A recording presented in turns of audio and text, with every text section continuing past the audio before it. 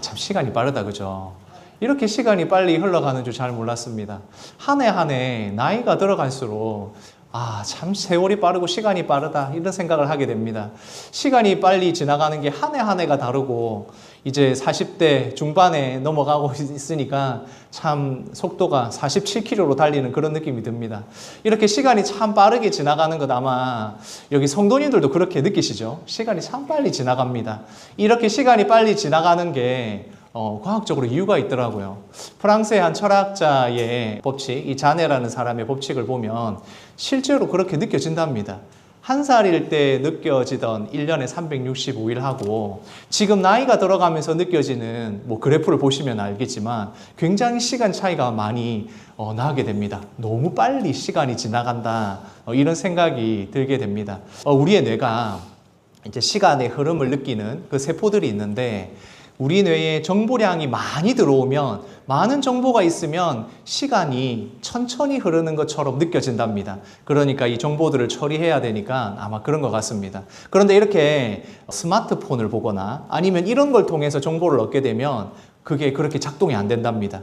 스마트폰 보시고 TV 보시면 어떻습니까? 시간 너무너무 잘 가죠. 이런 이유가 있답니다. 그래서 우리가 시간이 정말 잘 흘러가고 있다 아니면 시간을 천천히 흐르게 할 수 있는 방법이 여러 가지가 있는데 첫 번째는 새로운 환경에 가면 그렇게 된답니다. 새로운 환경, 어떤 게 있겠습니까? 여행을 간다. 여행을 가서 이렇게 추억을 쌓고 하면 그 시간이 아주 길게 기억도 잘 남는다고 합니다. 그리고 정보량이 많으면 된다고 하지 않았습니까? 공부를 하면 아주 시간이 천천히 흐른답니다. 여기 이제 학생들도 아마 있으니까 알 겁니다. 시간이 공부하면 진짜 시간이 잘 안 흘러갑니다.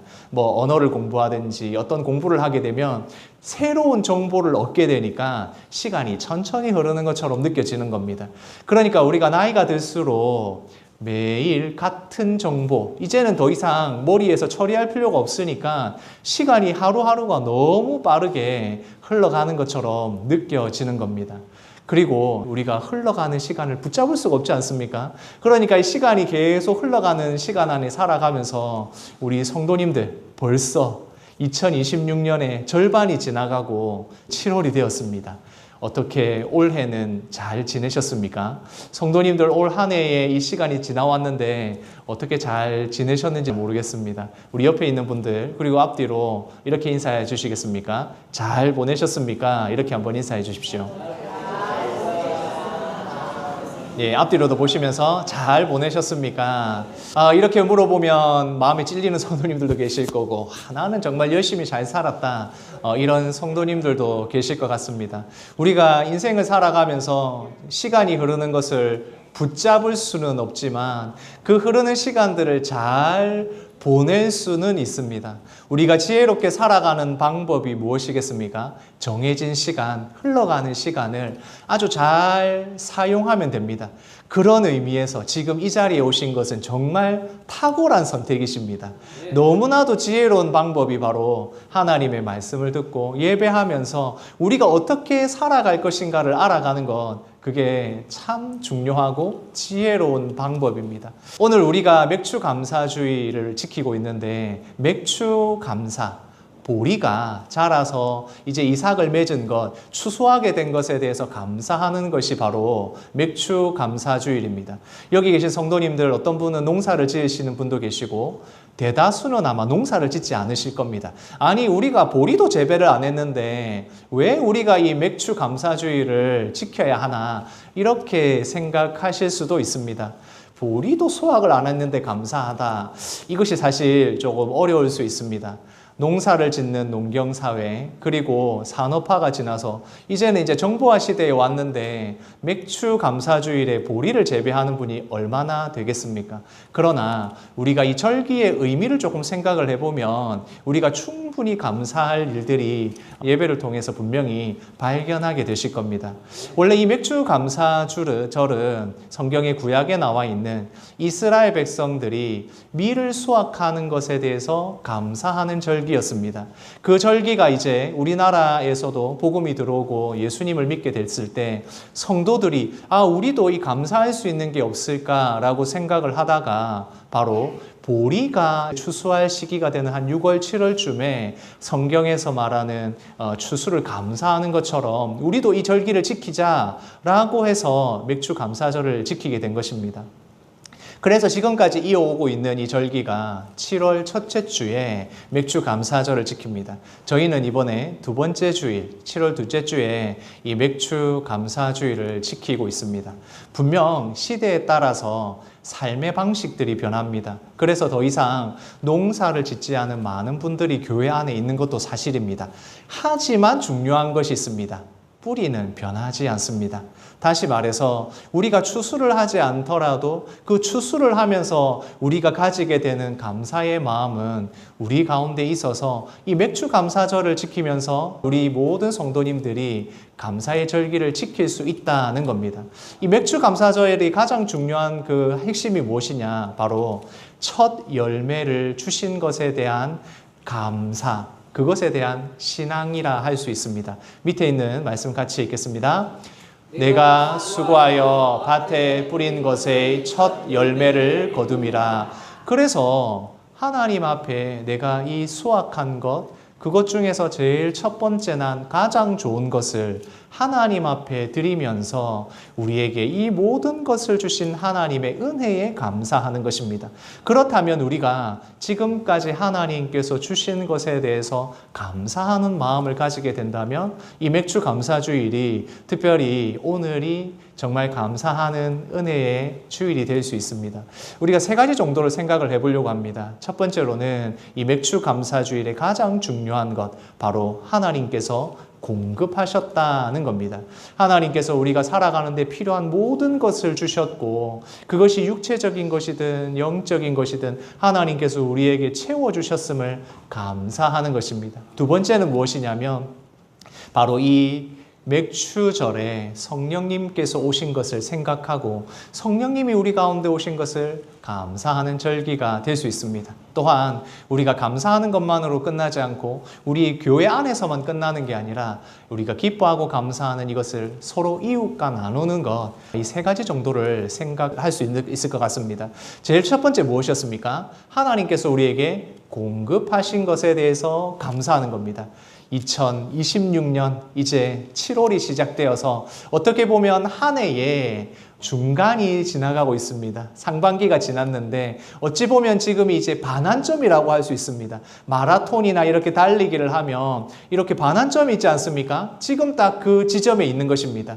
그 지점이 왔을 때 우리가 하나님께서 지금까지 나를 살려주신 것 감사하고 건강 주신 것 감사하고 또한 하나님이 주시는 모든 것들, 양식들 이런 모든 것에 대해서 한번 생각해보고 감사하는 것, 상반기의 감사절이다라고 생각할 수 있습니다. 이스라엘 백성들이 블레셋의 침략을 받았을 때 그 침략을 받아서 우리가 이길 수 있을까 걱정을 했을 때 사무엘 선지자가 하나님 앞에 제사를 예배를 드리고 그리고 그 전쟁에서 기적과 같이 승리를 하게 됩니다. 그렇게 승리를 했을 때 이 사무엘 선지자가 그곳에 돌을 세웁니다. 큰 돌을 세우고 그곳을 에벤에셀이라고 불렀습니다. 이 에벤에셀이라는 말이 무엇이냐면 도움의 돌이라는 말입니다. 말씀 같이 읽겠습니다. 여호와께서 여기까지 우리를 도우셨다. 그래서 그 돌을 세우고는 우리가 이길 수 없는데 이 블레셋과 싸워서 이길 수 있었던 이유는 하나님이, 여호와 하나님이 우리와 함께 하셔서 승리할 수 있었다. 이것을 기념하여서 그 돌을 세운 겁니다. 이 도움의 돌을 세우고는 여기를 볼 때마다 이스라엘 백성들이 어떻게 생각하겠습니까? 하나님께서 우리에게 승리를 주셨지. 우리가 승리할 수 있었던 이유는 하나님이 도우셨기 때문이야. 이렇게 기억을 하는 것처럼 오늘 이 맥주 감사절, 이 맥주 감사주일은 그런 겁니다. 하나님이 우리를 어떻게 도우셨을까라는 것을 한번 생각을 해보는 겁니다. 2026년 절반이 지나가고 하반기를 시작하기 전에 하나님께서 우리를 어떻게 도우셨는가를 기억하기 위해서 이스라엘 백성들은 도움의 돌을 세웠듯이 우리는 예배를 드리며 이날에 무엇을 우리가 감사하며 기억할 것인가, 하나님이 어떤 것을 우리에게 주셨는지를 기억하는 것이다는 겁니다. 위에 있는 글을 같이 읽겠습니다. 당연한 것은 없다. 하나님의 은혜다. 우리가 사실 그냥 살다 보면 이런저런 일들이 지나가지만 그런 것들이 그냥 우연히 일어났다 이렇게 생각을 하기 쉽습니다. 그런데 오늘 이렇게 예배를 드리면서 어떻습니까? 하나님의 은혜가 무엇이었는지, 하나님께서 우리에게 뭘 주셨는지를 생각하는 것이 중요한 겁니다. 당연한 것은 없는 겁니다. 하나님께서 주신 것이 있고 하나님의 은혜가 있는 것입니다. 바로 이것을 기억하기 위해서 맥주 감사주일이 어쩌면 이 상반기를 마무리하면서 꼭 필요한 것 같습니다. 이 에베네셀의 도움을 돌을 세웠듯이 우리가 이날에 예배를 드리며 기억하게 된다는 것입니다.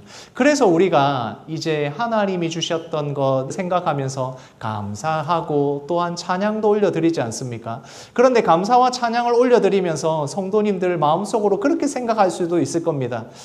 지금 또 장마기간이고 태풍도 온다 하고 이렇게 무덥고 한데 이 많은 이 여러 가지 문제와 개인적인 어려움과 문제들이 있는데 라고 생각을 하실 겁니다. 그래서 더욱더 이 날이 필요합니다. 내가 걱정하고 근심하던 것을 잠시 내려놓고 하나님이 우리에게 무엇을 주셨는가, 지금까지 하나님이 주신 것이 무엇인가를 생각해보고 감사를 올려드리고 찬양하는 것, 이게 우리에게 필요한 것입니다. 두 번째 우리가 생각해야 될 것은 바로 성령 하나님께서 이때 오셨다는 겁니다. 구약에서는 이것이 맥주절로 지켜졌고, 그리고 신약에 와서도 이스라엘 백성들이 지키는 가운데 예수님의 제자들이 마가의 다락방에 모였습니다. 그때 모였을 때 성령 하나님께서 충만하게 그들 가운데 오셔서 이제 성령님의 역사가 시작이 되었습니다. 그 절기가 바로 맥주절이었고 오순절이었습니다. 그래서 바로 이때가 성령 하나님이 우리 가운데 오신 날입니다. 그래서 이 날은 우리에게 영혼의 떡을 먹여주는 날이다 라고 표현해도 될 것 같습니다. 왜 영혼의 떡을 주시는 날이냐? 말씀을 같이 읽겠습니다. 보혜사 곧 아버지께서 내 이름으로 보내실 성령, 그가 너희에게 모든 것을 가르치고 내가 너희에게 말한 모든 것을 생각나게 하시리라. 하나님께서 육체적인 것을 공급해 주셔서 감사했다면 성령 하나님께서 오셔서 우리 마음 가운데 성령 하나님이 오셔서 하시는 그 일이 무엇이냐? 바로 하나님의 말씀을 깨닫고 알게 되는 것입니다. 우리의 영혼의 양식이 무엇이고 우리의 영혼이 살아나는 방법이 무엇인지를 깨닫게 하시는 그 일을 성령 하나님이 하시는 겁니다. 오늘 예배를 드리면서 설교를 들으면서 이게 무슨 말이고 이럴 수 있습니다. 그런데 성령 하나님이 내 안에 역사하기 시작하면 성령님이 깨닫게 하십니다. 내가 부족한지, 내가 부족한 이 능력 때문에 깨닫지 못하던 것들을 성령 하나님이 깨닫게 해주셔서 우리의 영혼의 양식이 되게 하시는 겁니다. 그래서 영혼의 떡을 먹여주시는 성령님이 오신 것을 감사하는 것입니다. 우리가 물을 마실 때 물이 가득 차 있으면 어떻게 됩니까? 그 다음부터 그 물이 흘러서 넘치게 됩니다. 그런데 물이 조금밖에 들어있지 않으면 그 조금밖에 없는 물로 살아갈 수밖에 없습니다. 우리가 성령 하나님이 우리 가운데 충만하게 부어주셔서 그게 차고 흘러 넘칠 때 이제 그때부터 하나님의 선한 일에 동참하게 되는 것입니다. 내가 채워지지 않으면 나를 위해서 기도하고 나를 위해서 준비하고 모든 것을 하나님 앞에 그렇게 구하게 되지만 성령 하나님이 충만하게 채워주시면 성령님으로 인해서 충만해지면 이제 주위의 사람들을 보게 되고 어려운 사람들은 없는가 보게 되고 하나님의 일이 무엇일까를 찾아보게 되는 것입니다. 그래서 성령 하나님이 우리 가운데 충만하게 역사하시는 것이 너무나도 중요합니다. 그렇게 성령 하나님이 충만해서 흘러 넘치게 되면 그때 이제 우리는 나눔을 하게 되는 것입니다. 다른 이웃들과 연약한 자들을 바라보는 시선이 생기게 되는 것입니다. 그래서 감사는 우리 교회 안에서만 끝나면 안 됩니다. 우리 하나님께서 주시는 것에 대해서 감사하면서 그것이 이웃에게 흘러가도록 하는 것, 그것이 바로 이 맥주 감사주일의 가장 중요한 부분 중에 하나입니다. 말씀을 같이 읽겠습니다.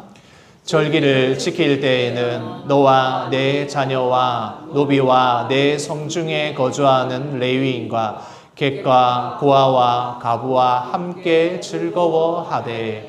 그래서 이 절기를 우리만 좋아하고 끝내지 말고 이것을 모든 사람들, 특별히 그 시대의 연약한 사람들을 위해서 이웃과 함께 나누고 그 선한 일에 동참하는 것, 여기까지가 우리가 감사의 절기를 잘 지키는 방법입니다. 나만 즐거워하고 우리 교회만 즐거워하는 것이 아니라 우리 이웃과 우리 동네와 우리 마을과 함께 즐거워하는 것, 이것이 가장 중요한 부분 중에 하나입니다. 같이 읽겠습니다. 감사는 나눔으로 완성된다. 우리가 하나님 앞에 감사하면 이 감사를 그냥 하나님 앞에 감사합니다로 끝나는 게 아니라 서로 이웃에게 나누는 것입니다. 가장 먼저는 가까운 사람들, 우리 가족부터 시작을 해서 이웃에게로 이렇게 나눔이 이루어져야 한다는 것입니다. 단순히 맛있는 거 갖다 주고 이런 것도 중요하지만 친절한 말과 이웃을 향한 그 시선을 두고 있으면 뭐가 필요한지를 보이게 됩니다. 그렇게 우리의 교회가 나눔이 되어서 맥주 감사절이 온전하게 완성되어 가는 것이 참 중요한 것 같습니다. 그래서 하나님께서 우리에게 주신 것을 감사하고 또한 육적으로 채워주신 것의 은혜를 감사하면 또한 성령 하나님께서 우리에게 채워주시는 것, 영적인 은혜가 풍성하게 되고 그러면 어떻게 됩니까? 서로 나눌 수 있게 됩니다. 그렇게 나누게 되면 또 어떻게 되겠습니까? 항상 그 나눔에 의해서 기뻐하고 감사하게 되면 또 하나님 앞에 나와서 우리가 기뻐하고 감사할 일이 많아지고 그러면 또 성령 하나님께서 부어주시는 이렇게 감사의 순환이 이루어지게 됩니다. 우리가 아마 경험해 보신 성도님들 잘 아실 겁니다. 나누면 나누는 것에 대한 기쁨이 있습니다.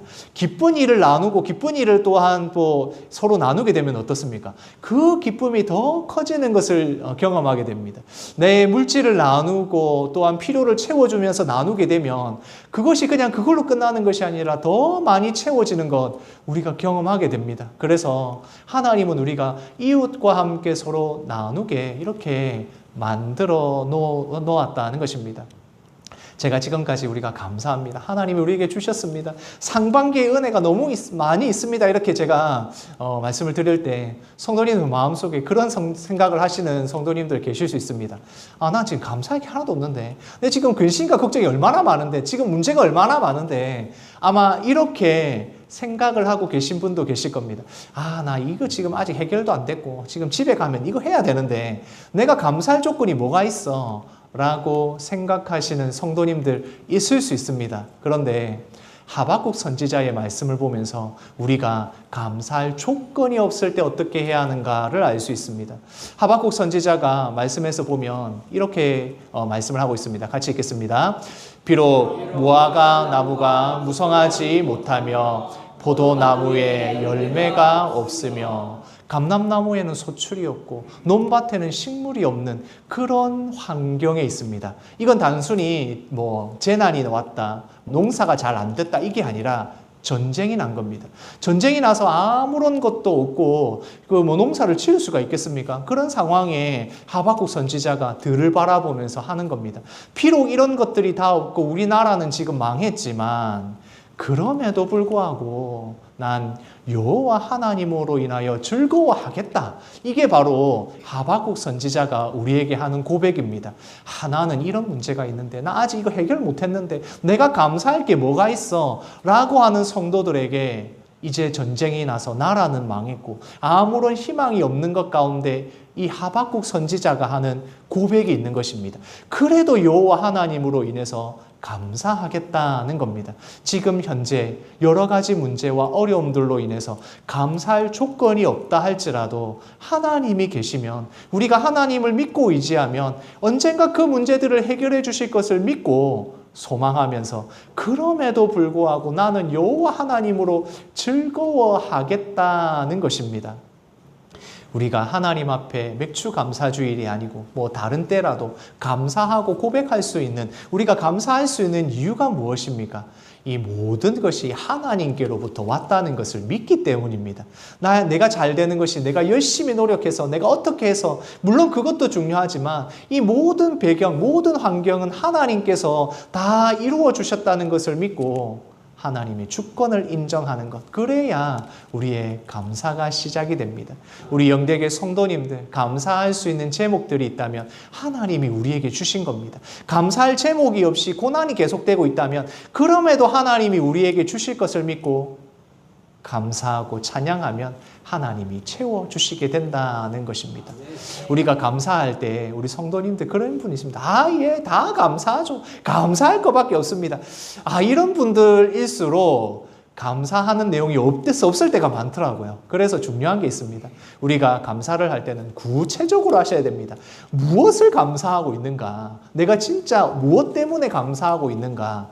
생각을 하셔서 감사의 제목을 적어보시고 감사할 내용들을 생각해 보셔야 됩니다. 모든 것이 감사합니다 이럴 때 모든 것이 안 감사합니다가 될 때가 많습니다. 또한 감사하다고 표현하셔야 됩니다. 하나님 앞에 기도할 때도 마찬가지고 우리 옆에 있는 성도님들 서로를 향해서도 보면서도 내가 어떤 것을 감사하는지를 말씀하셔야 됩니다. 그래야 그것이 점점 나의 것이 되어갑니다. 뿐만 아니라 나누는 것이 중요합니다. 우리의 기쁨도 나누시고 또한 필요도 채워주시고 연약한 자들을 돌아보시면서 구체적으로 감사의 표현을 하나님 앞에서 주신 것을 이웃에게 표현하면서 감사를 나누는 것이 가장 중요합니다. 맥주 감사주일에 가장 중요한 3가지. 첫 번째 같이 읽겠습니다. 하나님이 공급하셨습니다. 2026년의 이 상반기 동안 하나님께서 우리에게 채워주신 것, 하나님께서 모든 것을 주셨음을 감사하는 것, 그것이 중요합니다. 두 번째 같이 읽겠습니다. 성령님이 채워주셨습니다. 육적인 것, 우리의 필요, 우리의 육체에 필요한 것을 채워주실 뿐만 아니라 성령 하나님께서 우리 가운데 오셔서 내 마음 가운데 오셔서 말씀을 깨닫게 하시고 영이 살아나서 영에 충만하게 공급해 주셔서 우리가 영적으로 살아가게 되는 것, 바로 성령 하나님이 오셔서 우리에게 채워주신 겁니다. 또 3번째 같이 읽겠습니다. 나누면 더 풍성해집니다. 하나님께서 우리에게 주신 것을 나눌 때 나누게 되면 더 풍성하게 돌아오고 채워지게 됩니다. 이웃과 연약한 자들에게 우리의 시선이 가고 그리고 그들을 바라보면서 뭐가 필요할까를 바라보고 나누면 교회가 풍성해지고 성도님들이 풍성해지고 가족과 이웃이 풍성해지게 됩니다. 같이 읽겠습니다. 풍성하게 하신 은혜를 감사합니다. 지금까지 우리를 지켜주시고 우리에게 주신 그 은혜를 생각하면서 이번 한 주간 하나님이 주신 은혜를 감사하며 또한 이웃들에게 나누시는 우리 영대교회 모든 성도님들 되시기를 소원합니다. 아멘.